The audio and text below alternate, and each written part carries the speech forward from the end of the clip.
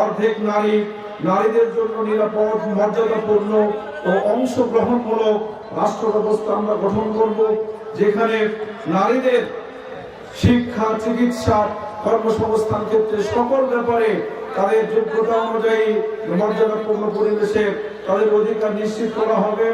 যে শ্রেণীগুলো, যে জাতির লোকেরা বলে বেড়ায় যে এরা নির্বাচিত হলে মা বোনদেরকে তারা ঘর থেকে বের হতে দেবে না, এরা হয় গণ্ডমূর্খ অথবা জ্ঞানপাপী। কেননা আমাদের প্রিয় নবী মুহাম্মদ রাসূলুল্লাহ সাল্লাল্লাহু আলাইহি সাল্লামের জামানায় তার উপস্থিতিতে সেখানে মহিলা সাহাবীগণ প্রয়োজনে যুদ্ধের মাঠে গিয়েছেন।